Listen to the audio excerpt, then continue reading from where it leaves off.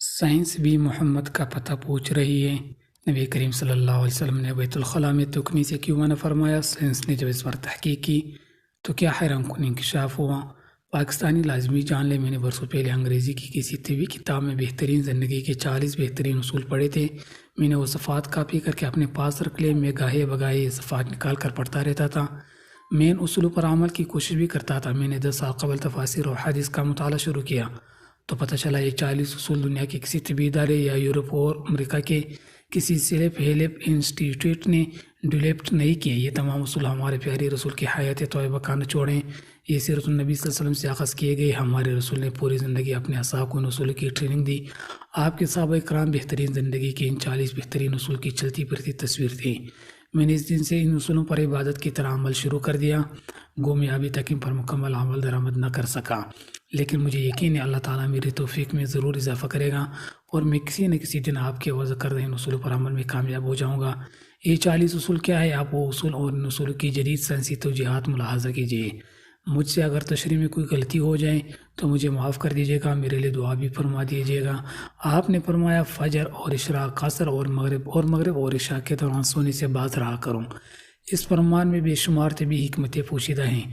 مثلا آج medical science نے ڈسکور کیا کرۂ ارض پر فجر اور اشراق کے دوران آکسیجن کی مقدار سب سے زیادہ ہوتی ہے۔ ہم اگر اس وقت سو جائے تو ہم اس آکسیجن سے محروف ہو جاتے ہیں اور یوں ہماری طبیعت میں بوجھل پن آ جاتا ہے۔ ہم آہستہ آہستہ چڑے اور بیزار ہو جاتے ہیں۔ عصر سے مغرب اور مغرب سے عشاء کے درمیان بھی آکسیجن کم سے کم تر ہوتی چلی جاتی ہے۔ ہم اگر اس وقت بھی سو جائے تو ہمارا جسم آکسیجن کی کمی کا شکار ہو جاتا ہے اور ہم 10 مہلک بیماریوں میں مبتلا ہو جاتے ہیں۔ جمعہ بھی ان 10 بیماریوں میں شامل ہے، چنانچہ آپ یہ اوقات جا کر گزاریں، آپ پوری زندگی صحت مند رہیں گے۔ میرا تجربہ ہے ہم اگر ان 3 اوقات میں واک کریں تو ہماری طبیعت میں بشاشت آ جاتی ہے۔ آپ نے فرمایا بدبودار اور گندے لوگوں کے ساتھ نہ بیٹھا کرو۔ یہ حکم بھی حکمت سے غالب ہے۔ بدبو انسان کو ڈپریشن کرتی ہے، جبکہ خوشبو انسان کی توانائی میں اضافے کا باعث بنتی ہے۔ انسان اگر روزانہ 10 منٹ بدبودار اور گندے لوگوں میں بیٹھنا شروع کر دیں تو یہ 3 دنوں میں ڈپریشن کا شکار ہو جائے گا۔ ہمارے رسول نے ہمیں شاید اسی لیے بدبودار لوگوں سے پرہیز کا حکم دیا۔ آپ بھی یہ کر کے دیکھیں، آپ کا مزاج بدل جائے گا۔ آپ نے فرمایا ان لوگوں کے درمیان نہ سو جائے جو سونے سے قبل بری باتیں کرتے ہیں۔ یہ فرمان بھی حکمت کے عین مطابق ہے۔ آج سائنس نے ڈسکور کیا نیند سے قبل ہماری آخری گفتگو ہمارے خوابوں کا موضوع ہوتی ہے اور یہ ہمارے خواب اگلے دن کا موڈ طے کرتی ہے۔ ہم اگر برا سن کر سوئیں گے تو ہم برے خواب دیکھیں گے اور ہمارے برے خواب ہمارے آنے والے دن کا موڈ بن جائے گا۔ ہم خوابوں کے طے کردہ موڈ کے مطابق دن گزارتے ہیں، چنانچہ نیند سے قبل ہماری آخری محفل اچھی ہونی چاہیے، ہمارا اگلا دن اچھا گزرے گا۔ فرمایا تم بائیں ہاتھ سے نہ کھاؤ۔ یہ فرمان بھی عین سائنسی ہے۔ ہمارے دماغ کے 2 حصے ہیں، دایاں اور بایاں۔ دایاں حصہ مثبت اور بایاں منفی ہوتا ہے۔ ہم جب اپنے جسم کو دایاں ہاتھ سے فیڈ کرتے ہیں تو ہماری مثبت سوچ مضبوط ہوتی ہے اور ہم جب اپنے بدن کو بایاں ہاتھ سے کھلاتے ہیں تو ہماری منفی سوچ طاقتور ہوتی چلی جاتی ہے۔ آپ مشاہدہ کر لیں، آپ کو بایاں ہاتھ سے کھانے والے اکثر لوگ منفی ملیں گے۔ یہ آپ کو ہمیشہ شکوہ، شکایت، غیبت اور دوسروں کو نقصان پہنچاتے نظر آئیں گے۔ فرمایا منہ سے کھانا نکال کر نہ کھاؤ۔ یہ فرمان بھی صحیح سے درست ثابت ہوتا ہے۔ ہمارے منہ میں 10 کروڑ سے 1 ارب تک بیکٹیریا ہوتے ہیں۔ یہ بیکٹیریا مہلک جراثیم بن جاتے ہیں۔ یہ جراثیم ہمارے کھانے میں مل جاتے ہیں، یہ کھانا معدے میں جاتا ہے تو معدے کے غدود ان جراثیم کو مار دیتے ہیں، یوں یہ ختم ہو جاتے ہیں۔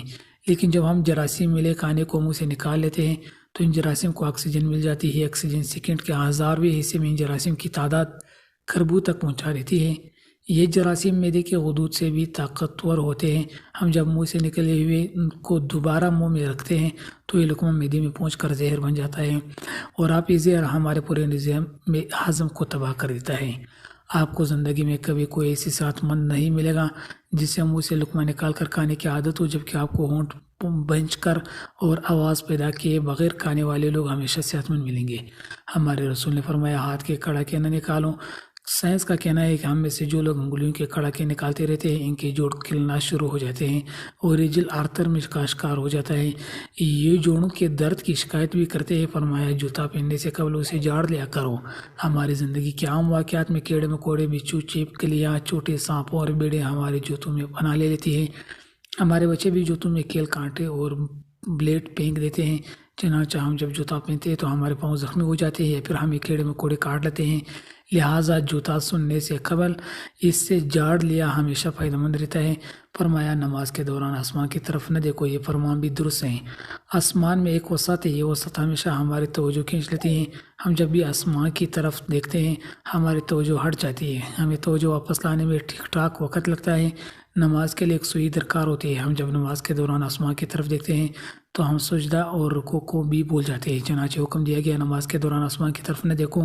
یہ فارمولہ تخلیقی کاموں کے لیے بھی اہم ہے۔ اگر للکاری لگتے ہیں، مصور تصویر بناتے ہیں اور موسیقار دھن بناتے ہوئے آسمان کی طرف دیکھ لے تو اس کا تسلسل ٹوٹ جاتا ہے، یہ اپنا کام نہیں کر پاتا۔ شاید یہی وجہ ہے دنیا کا زیادہ تر تخلیقی کام بند کمروں میں مکمل ہوا، یہ کھلی فضا میں پروان نہیں چڑھا۔ بیتون کی سمپنیا ہو، ڈانچی کا لاسٹ سپر ہو یا پرلاسٹکا کا وار اینڈ پیس، دنیا کا ہر ماسٹر مین بند کمرے میں تخلیق ہوا۔ آپ تخلیق کا آئیڈیا لینا چاہتے ہیں تو آپ کھلے آسمان کے نیچے کھلی فضا میں واک کریں، آپ آئیڈیاز سے مالا مال ہو جائیں گے۔ لیکن آپ اگر ان آئیڈیاز پر کام کرنا چاہتے ہیں تو پھر آپ کمرے میں بند ہو جائیں، آپ کمال کر دیں کہ آپ کو انبیاء، اولیاء اور بزرگان دین بھی بند غاروں میں مراقبے کرتے ملیں گے۔ یہاں تک کہ مہاتما بدھ کو نروان بھی ایک ایسے درخت کے نیچے ملا تھا جس سے آسمان دکھائی نہیں دیتا تھا، وہ درخت اتنا گنا تھا کہ وہ بارش تک رک لیتا تھا۔ آپ نے فرمایا رفع حاجت کی جگہ ٹوائلٹ میں مت تھوکو، یہ حکم اپنے اندر دو حکمتیں رکھتا ہے۔ ٹوائلٹ میں تھوکنے سے بعد میں آنے والوں کو بھی تکلیف ہوتی ہے، اور دوسرا ٹوائلٹ میں لاکھوں قسم کے جراثیم بھی ہوتے ہیں۔ ہم جب تھوکنے کے لیے منہ کھولتے ہیں تو یہ جراثیم ہمارے منہ میں پہنچ جاتے ہیں، یہ ہمارے لعاب دہن میں پرورش پاتے ہیں، یہ میدے اور پھپڑیوں میں پہنچتے ہیں اور پھر یہ ہمارے بیمار کر دیتے ہیں۔ آپ کو یہ جان کر حیرانی ہوگی ہمارے ناک جراثیم کو پھپڑیوں تک نہیں جانے دیتی، ہمارے ناک سے صرف کیمیکلز جسم میں داخل ہوتے ہیں۔ جراثیم زیادہ تر منہ سے بدن میں اترتے ہیں اور ان کا بڑا سورس ٹوائلٹس ہوتے ہیں۔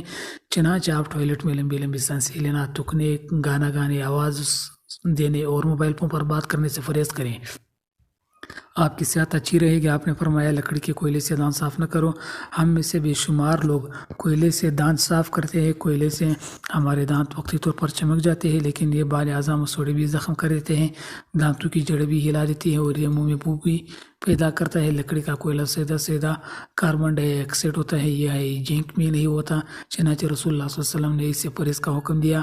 آپ نے فرمایا ہمیشہ بیٹھ کر کپڑے تبدیل کیا کرو۔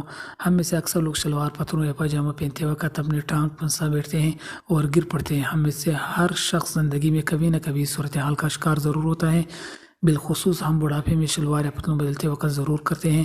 آپ نے شاید اس قسم کے حادثوں سے بچنے کے لیے حکم جاری فرمایا تھا، اور آپ نے فرمایا اپنے دانتوں سے سخت چیز مت توڑا کرو۔ ہم لوگ اکثر بادام، اخروٹ، نیم پکا گوشت توڑنے کی کوشش میں اپنے دانت تڑوا بیچتے ہیں۔ دانت ایکٹیو زندگی کا قیمتی ترین اثاثہ ہوتے ہیں، آپ نے شاید اسی لیے دانتوں کو سخت چیزوں سے بچانے کا حکم دیا۔ دوستوں، اگر آپ کو ہماری ویڈیو اچھی لگے تو چینل کو ضرور سبسکرائب کریں، بیل آئیکن کو پریس کریں اور ویڈیو کو لازمی لائک اور شیئر کریں۔ والسلام۔